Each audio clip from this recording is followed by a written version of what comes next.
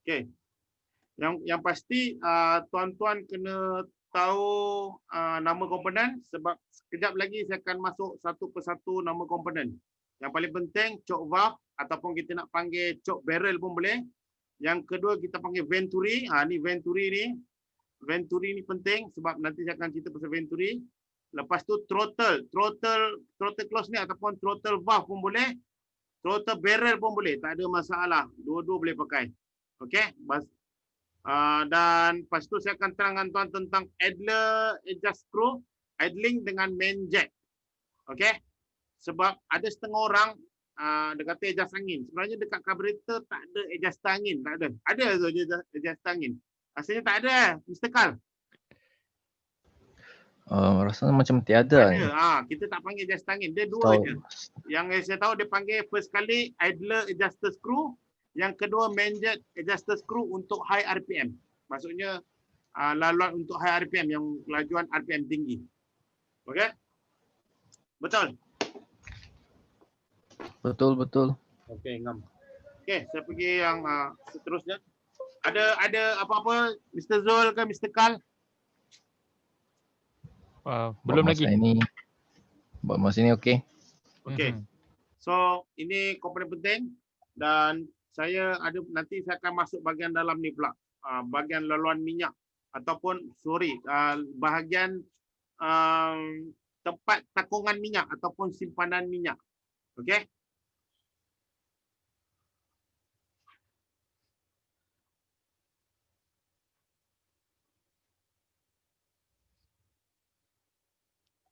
Okey. Jadi seperti saya ingatkan lagi sekali, choke valve atau barrel valve, throttle barrel ataupun throttle valve. Yang saya akan terangkanlah, venturi ni penting Ini venturi ni. Venturi ni dekat sini. Ini penting ni. Ini venturi ni.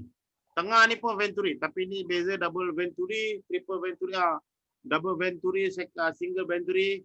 Lepas tu idler screw ni. Dan lagi satu dekat main jack saya akan terangkan. Okey. Okey, seterusnya. So kalau sebut tu saya akan setiap komponen tu saya akan terangkan. Okey, yang pertama sekali komponen yang saya akan teruskan adalah berkaitan dengan fungsi komponen. Yang pertama sekali saya sentuh adalah barrel. Okey, single barrel. Kenapa dekat carburetor kita panggil single barrel? Okey. Yang atas ni, yang ini memang barrel tapi ini untuk choke. Tapi kenapa dia panggil CHOKE, choke? Tapi yang dikatakan single barrel pada carburetor adalah throttle barrel. Kenapa dia panggil single barrel? Sebab throttle barrel.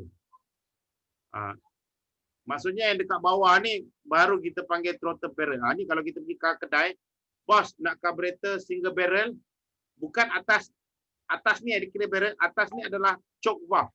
Tapi throttle ni yang baru kita panggil throttle valve ataupun throttle barrel. Yang dikatakan single barrel atau double barrel adalah throttle punya barrel. Maksudnya kalau kalau carburetor tu ada satu lubang tapi bawah ada dua barrel baru kita panggil double barrel. Kalau dia satu barrel, dia bawah dia punya throttle valve tu adalah satu saja. Macam ni saya tunjuk. Macam ni. Kalau tengok gambar ni, barrel ni ada satu saja. Jadi yang ini kita panggil single barrel. Kalau kita yang atas ni kita tak panggil throttle barrel Yang atas ni choke. Choke ni fungsi dia nak bagi minyak banyak. Nanti saya akan terangkan. Saya cerita satu persatu dulu. Okey, saya cerita satu persatu dulu. Yang atas ni adalah untuk choke, yang bawah ni untuk throttle. Maksudnya bila you tekan minyak, barrel tu akan terbuka. Kalau you tak tekan minyak, barrel tu tertutup lah. Enjin hidup. Tapi barrel tertutup. Enjin hidup. Tapi atas tu lain. Yang atas tu choke barrel. Yang ini choke barrel. Okey. Sekarang yang dikatakan single barrel adalah dia punya throttle barrel. Okey, yang dipanggil adalah throttle barrel. Okey. Jadi kenapa kita panggil single barrel? Sebab Dia punya barrel adalah satu saja. Okey? Fungsi dia berfungsi sebagai untuk membuka dan menutup laluan karburator. Okey. So kalau dia nak minyak banyak, dia akan terbuka. Bila kita tekan pedal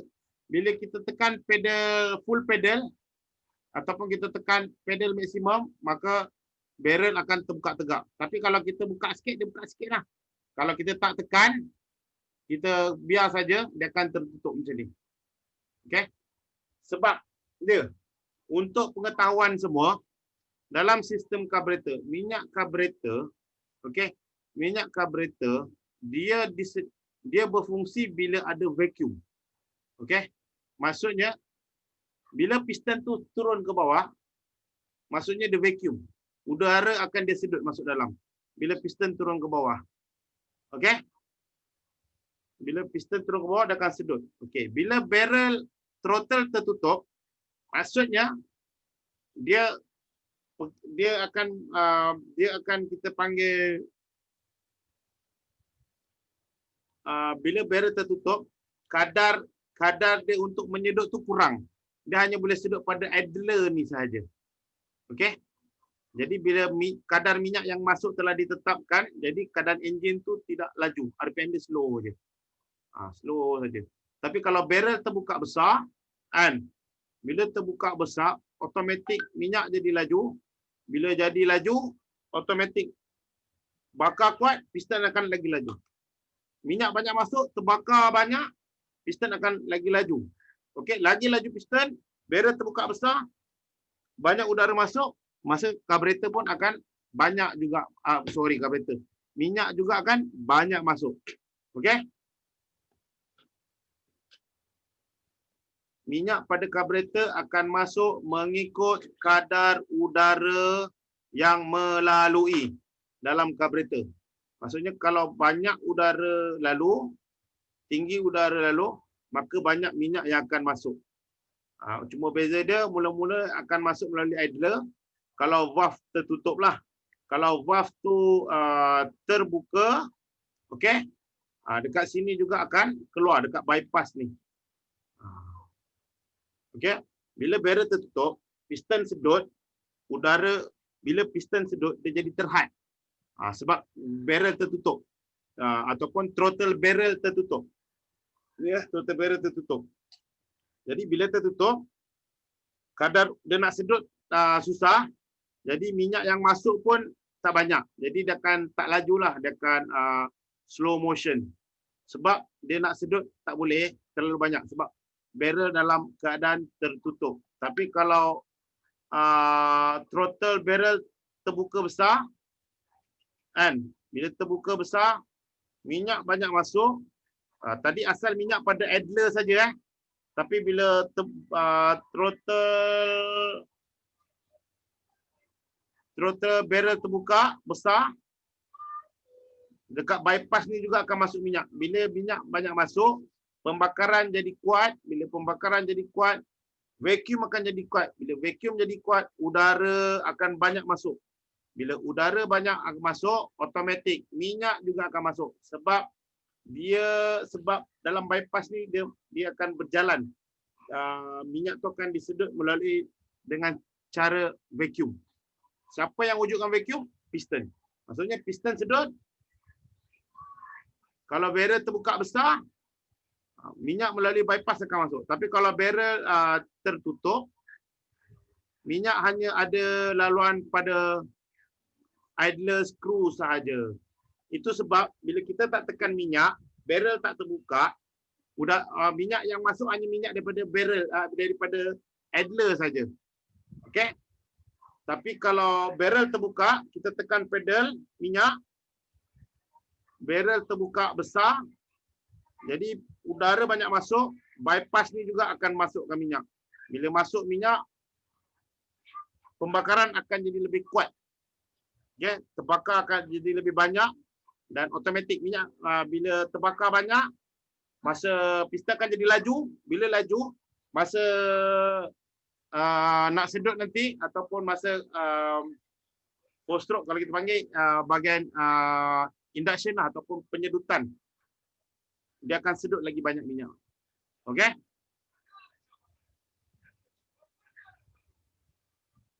So, barrel terbuka, udara banyak masuk, minyak akan banyak. Bila minyak banyak, pembakaran jadi kuat. Bila pembakaran jadi kuat, piston jadi laju.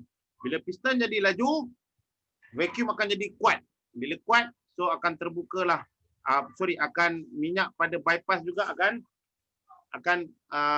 minyak pada bypass juga akan keluar.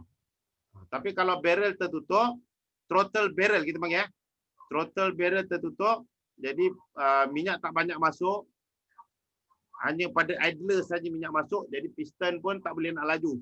Sebab minyak yang ada pada idler sangat sedikit lah, cukup-cukup untuk the idling saja. Maksudnya RPM di bawah 1000 je. Tu statik. Okey? Nak tambah apa-apa tak? Abang Joel ke? Mr. Carl? Sekarang okey saja. Sudah jelaskan semua. Jadi sangat penting pada throttle barrel ni. Okey? Ataupun throttle valve pun boleh. Kalau nak panggil butterfly pun boleh. Cuma kalau kita ke international tak berapa sesuai. Tapi kalau dalam bahasa Malaysia macam kita pergi spare part barang-barang, bos, tulang anjing ada, tulang anjing. Tapi kalau bahasa pasarnya tulang anjing lah. Tapi kalau technical punya bahasa, contoh kerja kat specialist, bos tulang anjing, dicampaknya sepanas. Yang betulnya kalau adjuster lower arm. Tu. Okey. Jadi ini kita pakai bahasa betul dia, kita panggil barrel ataupun valve pun boleh. Okey. Untuk pengetahuan semua, saya padam dulu sekejap. So ini salah satu caralah sistem carburetor berjalan, yang mana kalau throttle barrel ni tertutup, kan, jadi piston pun tak boleh nak berapa laju sebab minyak yang masuk melalui idler tak banyak, sedikit je. Kalau ikut kadar idler di bawah 1000 Abang Joel ngangkal lebih kurang dalam 800 Betul. RPM. 800, 600, yang saya tahu paling rendah 650 RPM sampai bawah 1000 lah, 900 ataupun 8,5 kan, majoriti lah banyak 8,5 untuk RPM. Kalau kita tengok dekat meter kan dah ada kali 1000 kan. Maksudnya di bawah 1 tu 650, 850. Okey, jadi tak tinggi. Jadi bila throttle valve tak buka besar ataupun throttle barrel tak buka besar, jadi kadar minyak pun sedikit, tak banyak masuk. Cukup-cukup je untuk the running engine dalam keadaan idling lah. Kalau bahasa Melayu melahu. Okey. Tapi kalau throttle valve terbuka besar, contoh terbuka sikit lah. Kita ambil terbuka besar. Okay, bila terbuka besar, apa yang berlaku? Bila ada vacuum sikit, ada vacuum yang tinggi pada bahagian atas venturi ni, bypass ni akan keluarkan minyak juga. Bila idler keluar minyak, bypass pun keluar minyak. Apa yang berlaku adalah bila piston dapat sedut dengan kuat tanpa gangguan disebabkan throttle barrel terbuka, jadi udara jadi laju. Bila udara lagi laju, minyak daripada bypass ni akan masuk dan idler ni akan masuk. Jadi minyak jadi banyak. Bila jadi banyak, masuk dalam combustion chamber, tempat bakar. Jadi bila terbakar, piston jadi lagi laju lah. Bila api banyak, petrol banyak, api jadi kuat bakar. Jadi piston jadi laju. Bila jadi laju, minyak daripada bypass ni pun akan masuk dengan banyak. Lagi laju minyak masuk, terbakar lagi banyak, lagi laju piston naik turun, lagi kuat vacuum. Lagi kuat vacuum, lagi banyak minyak masuk. Itu pasal bila kita tekan minyak, kan, barrel throttle terbuka, udara jadi laju, minyak banyak masuk, piston bila terima banyak minyak, terbakar lagi kuat, lagi laju, lagi kuat, lagi laju. Jadi itu untuk proses karburetor. Okey? Sebut pasal karburetor ni, saya pernah orang ajar saya dulu. Reza, kalau perasan nak ada setengah mekanik, dia nak start kereta, dia tekan pedal minyak. Enjin belum hidup, tapi pedal minyak dah tekan. Logik tak? Secara logiknya minyak tak masuk. Betul tak? Betul lah tu. Betul, Sebab betul. karburetor hanya akan berfungsi bila ada vacuum. Pasal nak ada setengah mekanik, dia belum on kunci pun, dia baru masuk kunci, dia tekan pedal. 3 kali, konon minyak masuk. Hakikatnya, minyak tak masuk, tuan-tuan. Minyak tak masuk. Macam motor lah. Kan? Motor. Kadang saya tahu orang dia pergi kat motor, sebelum start dia pulas 3 kali. Pulas lah. Saya fikir, kalau dia pulas, barrel saja bergerak, throttle barrel saja bergerak. Minyak tak masuk. Minyak akan masuk apabila wujudnya vacuum. Okey? Itu pasal dia starter kan. Bila dia starter, piston naik turun. Bila piston naik turun, automatik ada vacuum. Bila ada vacuum, throttle terbuka, dia akan sedut, dia akan vacuum. Dia akan sedut minyak. Sebab karburetor hanya akan berfungsi apabila wujudnya vacuum. Vacuum tu dari mana datang? Daripada keadaan piston naik, turun, naik, turun, naik, turun. Baru wujud vacuum. Ada vacuum, baru minyak boleh lalu dalam, udara boleh lalu dalam karburetor. Bila udara lalu dalam karburetor, baru boleh apa kita panggil, baru boleh minyak disedut. Macam kita main straw kan. Kalau straw tu kita tiup laju-laju, jangan sedut lah. Kita berkata, bila vacuum terlalu kuat, air boleh minum kan. Sama konsep dia. Sama juga kalau kita ambil straw tu, kita tebuk tepi dia, cuba sedutlah laju. Dia akan keluar juga kat tepi tu. Sebab dia ada sistem vacuum. Macam itulah konsep karburetor. Okay.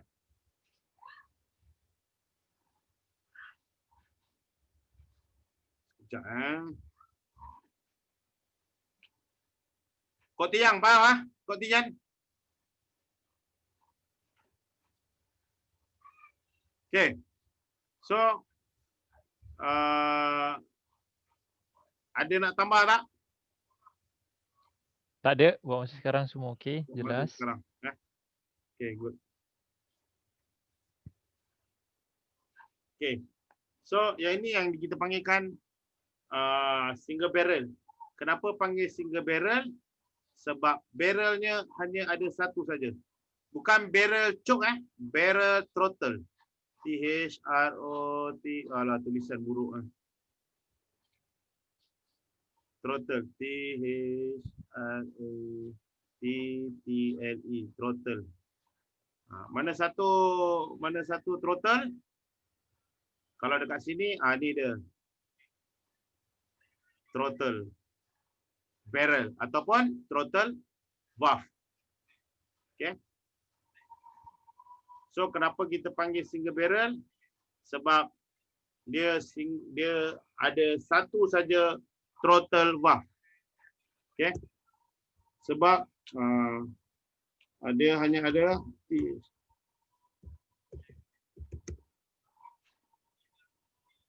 barrel atau valve. Satu sahaja. So yang ini yang kita panggil dia single barrel. Okay.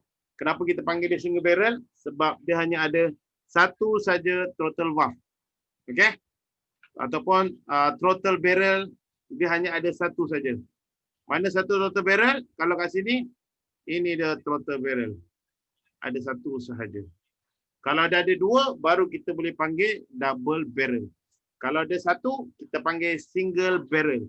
Itu sebab bila kita nak beli karburetor, ada setengah orang beli karburetor, perasan kalau pergi kedai, kadang-kadang tuan kedai akan tanya, kereta apa? Okay? Kereta apa? Satu mudahlah kerja kan? Okay. Yang kedua, kalau kita faham pada sistem karburetor, maksudnya katalah saya pakai kereta tahun 1980 lah, karburetor petrol lama kan. tahun 1980 ke, bila carburetor dah tak keluar, macam konsep kereta Jepun, selepas 10 tahun production barang dah tak ada. Okey, production barang tu dah tak keluar. Jadi katalah kereta tu saya dah tak ada carburetor nak pakai, sebenarnya saya boleh pakai aja carburetor kereta lain. Yang penting kita kena tahu dia single barrel ataupun double barrel. Kalau dia single barrel, kita pakai aja single barrel, tak ada masalah. Okey? Biasanya kereta yang single barrel ni untuk 1.6 ke bawah, 1.6, 1.5, 1.3. 1.3 selalu single barrel lah. Okey? 1.3 ke bawah tu semua single barrel. Tapi kalau 1.6 ke atas, 1.5 ke atas, biasanya double barrel. 2.0, 2.5, tu banyak double barrel. Okay. Kalau 1.3 ke bawah tu semua single barrel. Macam kancil pun single barrel. Tak banyak double barrel. Lagi satu barrel ni ada setengah, 2 barrel dibuat untuk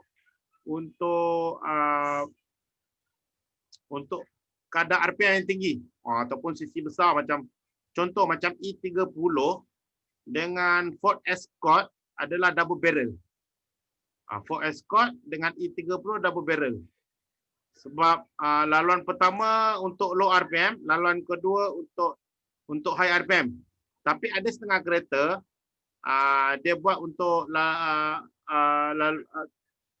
laluan angin untuk yang sisi kecil lah.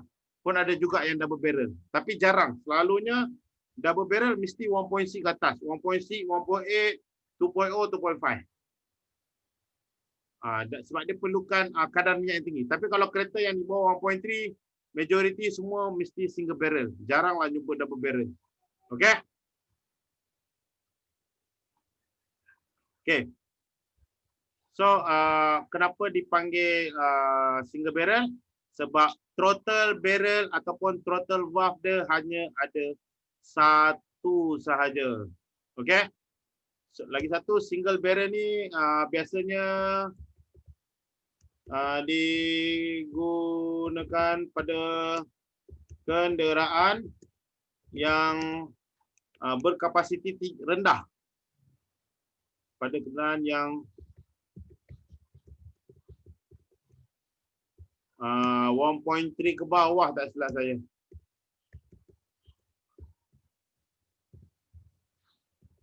Uh, 1.3 ke bawah. Okey?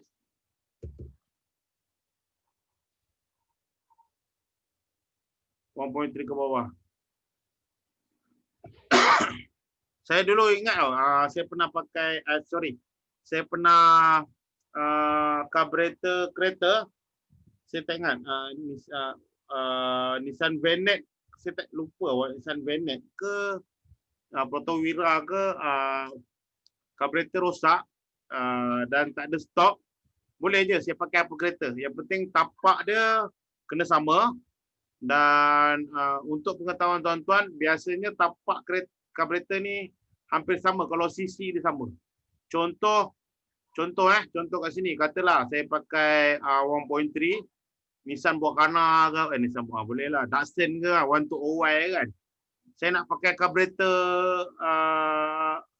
Nissan boleh, tak ada masalah. Nissan Sunny ke, boleh, tak ada masalah, tapak. Tapi paling baik adalah kena letak sama sisi dengan dia. Kalau tak ada pun, sekurang-kurangnya kena tahu dia jenis single barrel atau double barrel. Boleh je. Contoh, kalau Ford Escort, saya nak pakai Protowira punya carburetor, Mitsubishi punya carburetor, boleh je, tak ada masalah. Tapi tapak kena modify lah. Sebab kalau katalah saya pakai lain-lain kereta, saya 1.3, saya nak pakai carburetor 2.0 kan, jenis double barrel. Bila double barrel, lubang dia besar. Bila lubang besar, tuan pakai yang single barrel, lubang kecil, pembahagian minyak pada keempat-empat piston bermasalah. Tak balance. Mungkin piston nombor 1 minyak banyak. Mungkin piston nombor 4 minyak banyak. Kalau kereta saya parking sengit sikit, mungkin nombor 4 lebih sikit. Nombor 1 kurang. Itu yang gangguan dia tu. Okay? Tapi kalau pakai yang sama, jangan risau. Sebab bila lubang dia sama, single barrel mesti pakai single barrel. Double barrel mesti pakai double barrel. Kalau tuan punya kereta pakai double barrel, single barrel, kemudian ambil double barrel, contohlah pakai Proton Iswara ke pakai Nissan Sunny, saya nak laju sikit, saya pakai carburetor Weber double barrel. Weber double barrel 1.6. Okey, macam Ford Escort. Aduh, slow. Contoh.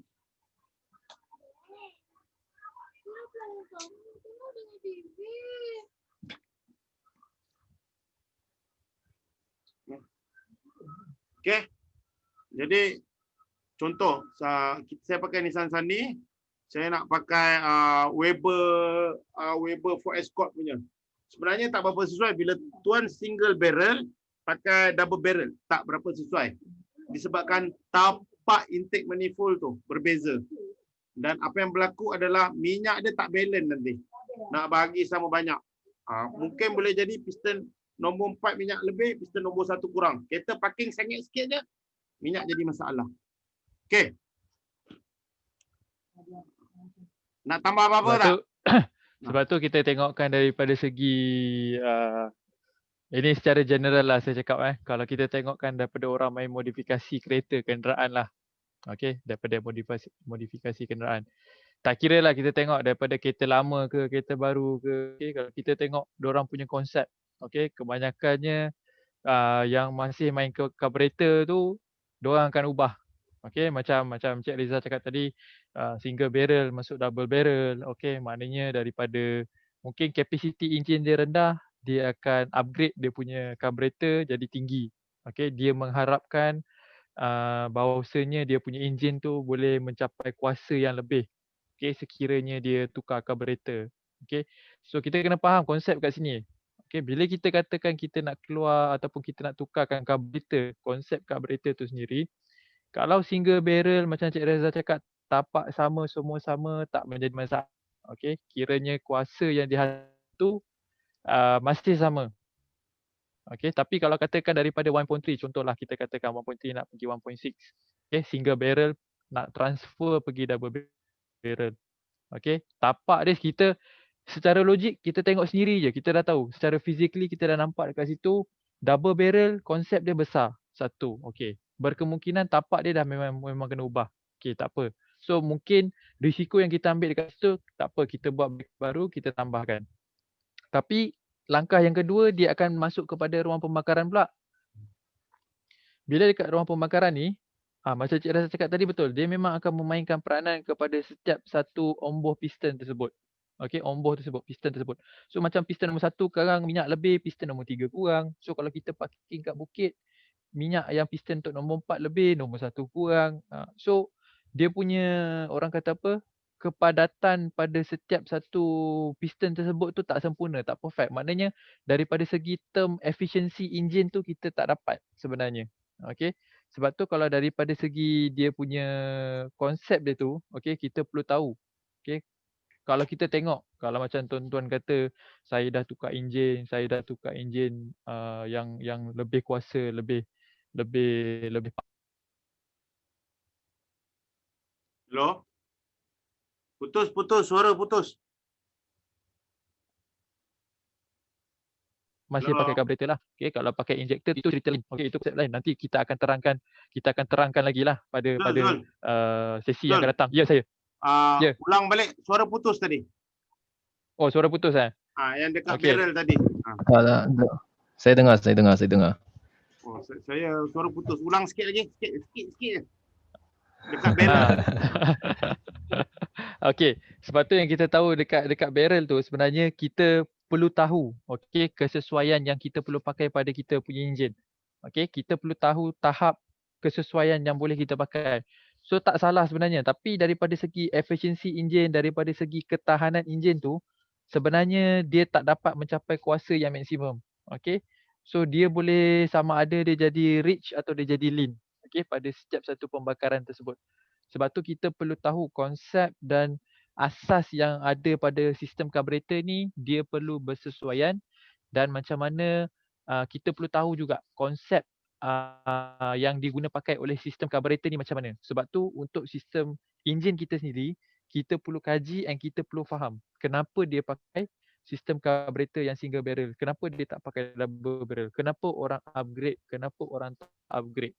So dekat situ kita boleh tahu kat mana kelebihan dia, dekat mana kekurangan yang kita boleh hasilkan dekat situ. Okay? Itu sedikit sebanyak daripada saya lah, pandangan saya sebenarnya. Mr. Carl. Carl, busy Carl. Saya Tengok sokong Ejen juga Ali. apa yang Encik Zul cakap Okey. tu memang betul. Yang saya kena tambah ni sikit ialah sebenarnya dengar tak? Dengar kan? Dengar Alright. jelas. So sebenarnya example kita tengoklah carburetor 1.3 lah. Size lubang dia memang khas untuk 1.3. Good, betul. Vacuum yang dia generate daripada ni Venturi ni memang untuk 1.3. Betul. So example kalau kita masukkan double barrel untuk 2.0, dia punya vacuum tidak akan sampai. Betul. Dia tidak secukup minyak ataupun kemungkinan dia tarik lebih.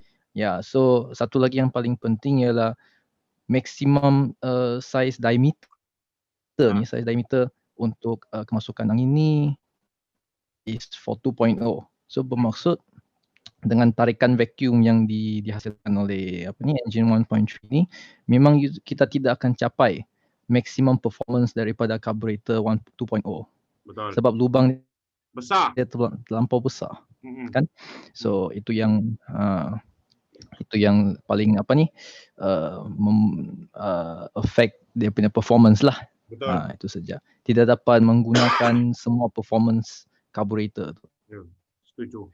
Tapi untuk kemungkinan 1.3 you jump to 1.5 punya carburetor, saya rasa tak berapa besar lah dia punya perbezaan.